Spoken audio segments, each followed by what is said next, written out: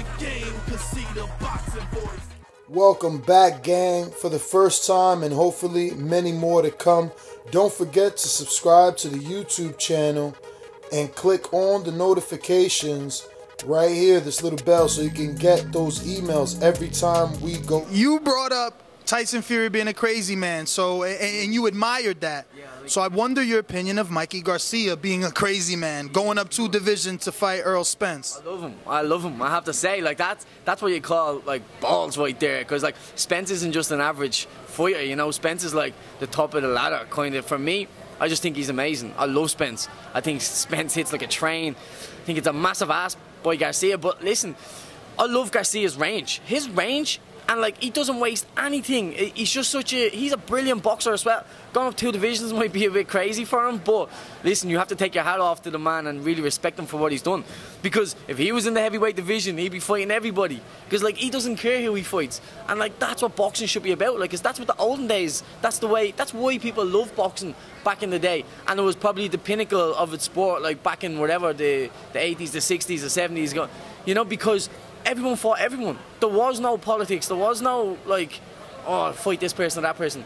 But old school fighters, like, and I think both of them fighters, Garcia and Spence, are 2 old school souls. They don't fear any man, and I have to respect that about both of them. Is there any way that if Mikey gets a win, he trumps Canelo? Could he be the new face of boxing, the new Mexican star? Does this fight get enough attention, and is it such a defining career fight that it can do that for him?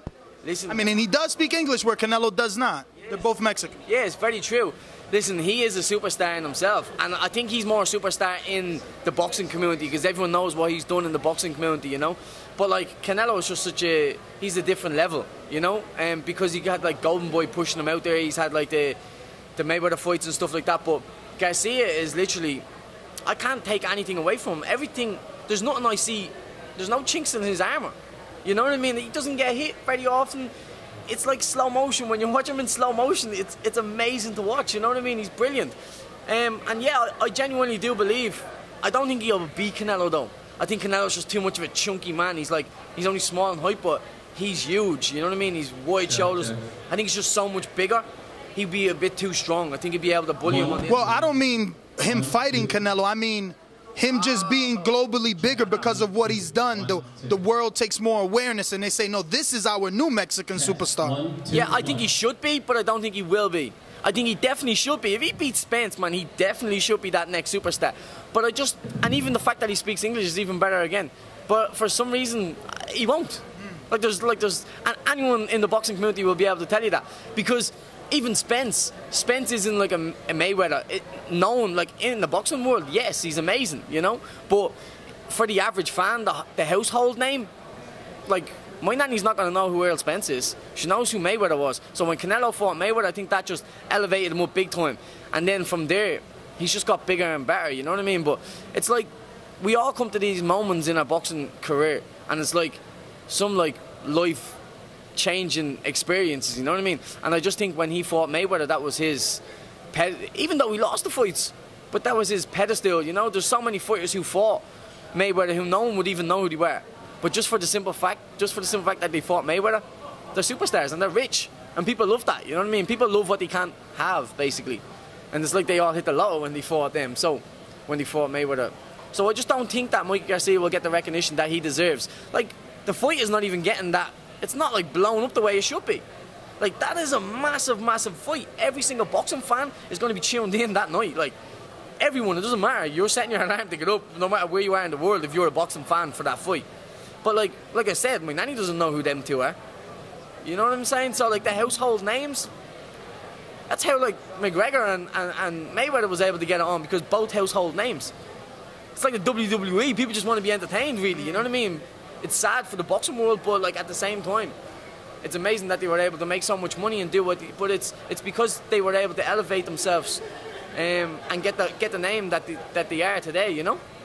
So last one really quick.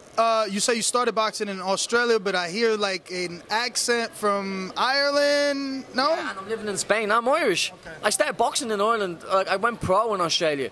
I started boxing at like 15 in Ireland, and I won 2 All-Irelands and that. I was doing well, you know, but I just never took the sport serious as a kid.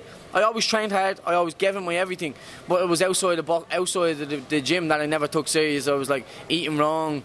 You know, it was just like getting up to silly things. So like. You live in Spain? Now I live in Spain, mate. Yeah, I live that good life on the beach, you know. So.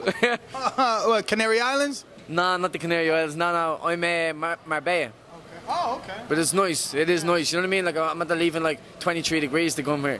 So when I got here, I was like, pff, I thought Ireland was cold, mate. It's freezing over here. You know, I think it's Anthony Yiggett is out there in Las Palmas Islands in Spain.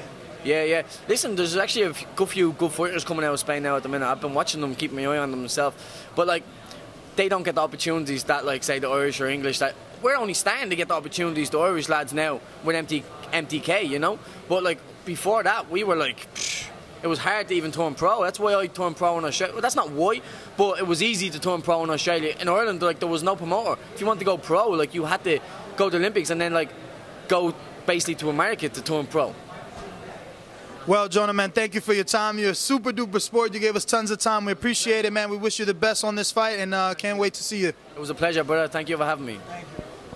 What is up, TBV family? Yes, YouTube has been cutting funding to their channels as of late, and with net neutrality going through its process, the internet is changing. If you want to keep your favorite channel intact, coming up with tons of content, and plus get hours and hours of extra content, head over to patreon.com/ThaBoxingVoice to become a member of the TBV family and help support the channel. Peace.